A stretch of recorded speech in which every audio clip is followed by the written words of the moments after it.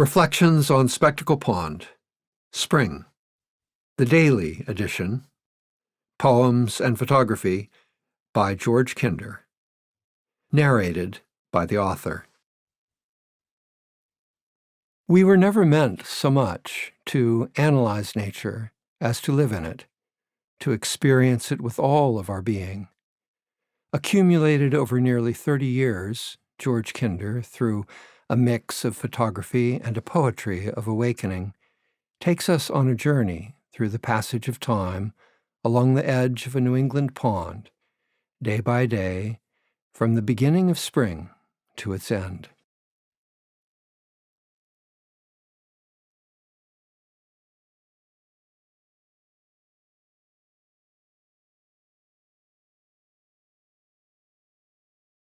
To Kathy.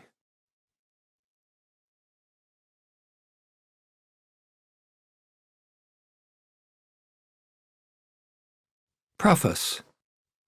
The nature of poetry and its way in spring.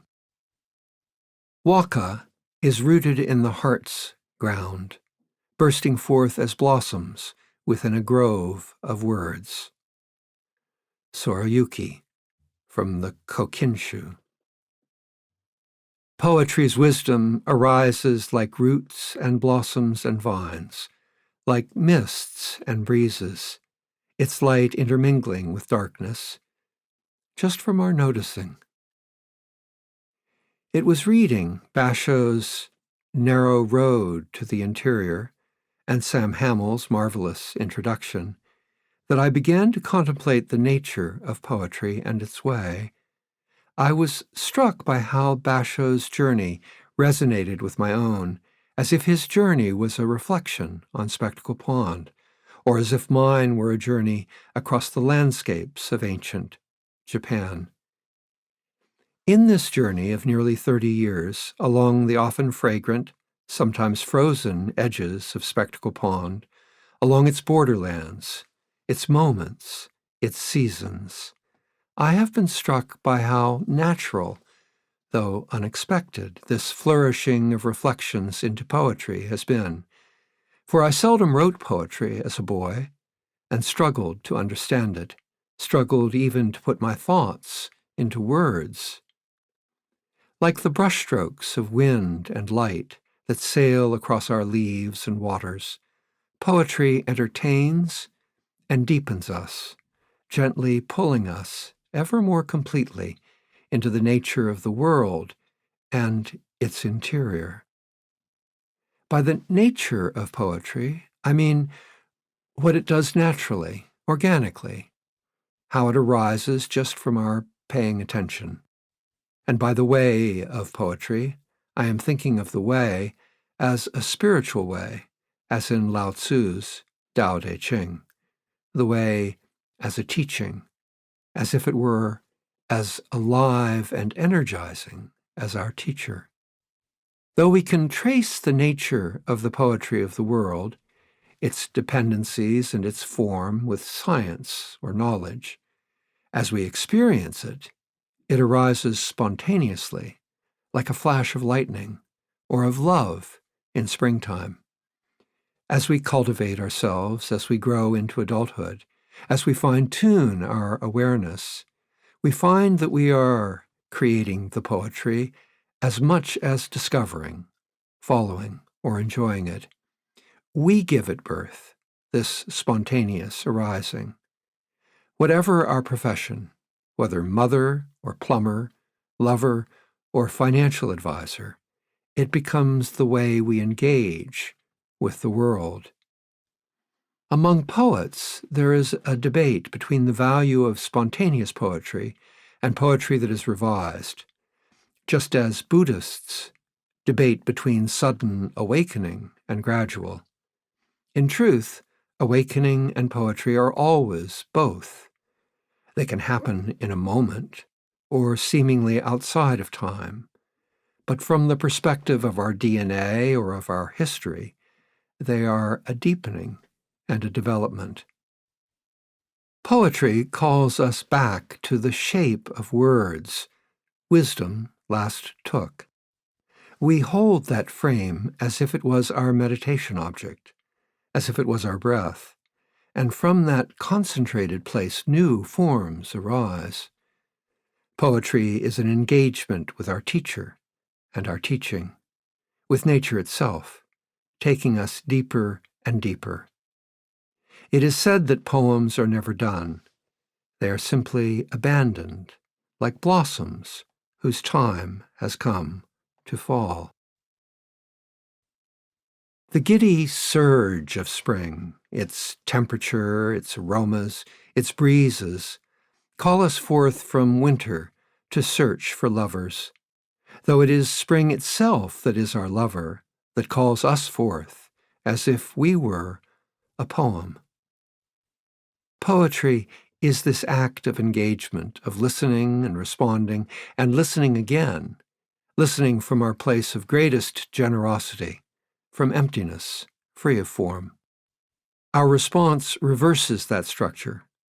Out of emptiness arises form. The way of poetry, whether we are listening to it or creating it, is a call and refrain, one lover calling to another. To choose the correct words, we must listen more and more closely to that which has not yet been spoken, to the emptiness that precedes the experience, to the blossoming itself, to the first thrust of green, its surprise, empty, erotic, organic, and authentic. It is the quality of the listening that discovers the authentic word or phrase, the line or tendril, the pause or punctuation or break of line that forms the poem. Poetry arises from authenticity, and the way of poetry leads us deeper and deeper into the nature of authenticity, just as it's being born out of the lake of our being into the grove of words, with its stems of calligraphy, its fonts of wisdom, its rhythms, its curves, its melodies, its beat, and its lines. The way of poetry is this deepening into meaning as we wander along its path, immersed in its nature. Poetry as the way is as much the way of breathing words as it is of love or of the present moment. The grove of words is its form, each particle, each word, alive within us before it dies. We adopt the form as if it were our cloak of being.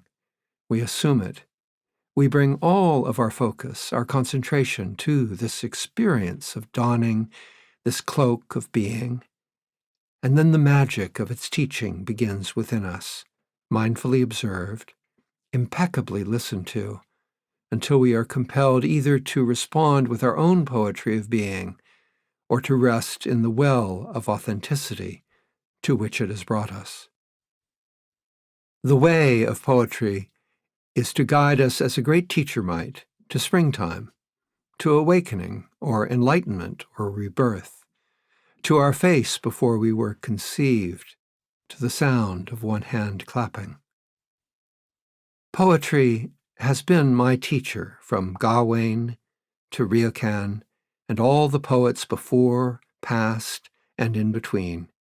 Here on Spectacle Pond I have listened to the seasons, surrounded by their leaves of grass, their blossoms of calligraphy, their fonts of wisdom, and the stems that line my path, always changing, bobbing in the wind, moving along their own paths through the seasons, accompanied by ever-changing textures of light, temperature, and aroma, building to an overwhelming poetry of being I can only begin to convey.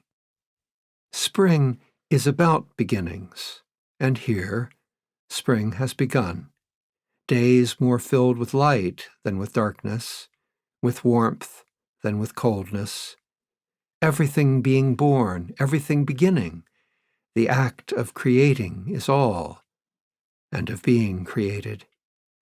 Here, the momentary nature of the world is awakening, just as in summer it is flourishing.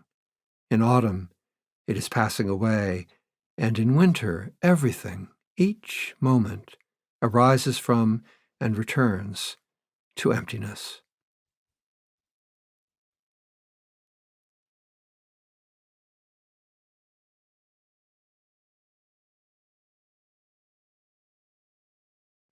March 21st. From childhood, I have wondered, why is there something? There should be nothing. Somehow, just being here, just resting in my breath, I know who I am. Nothing comes before, nothing after. Not winter, not spring.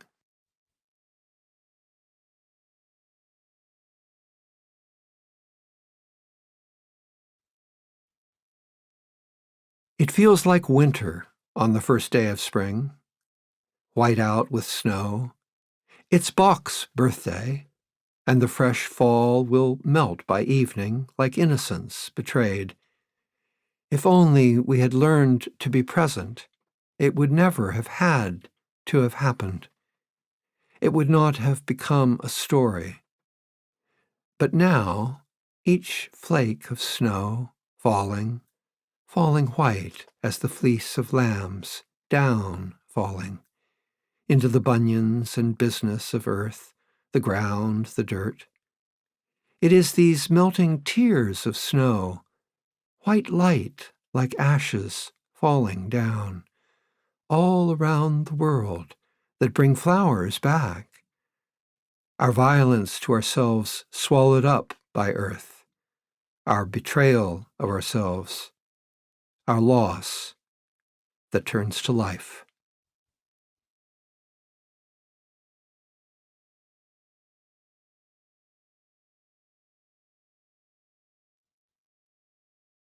Complex creatures, we stand on ice and snow until it all melts.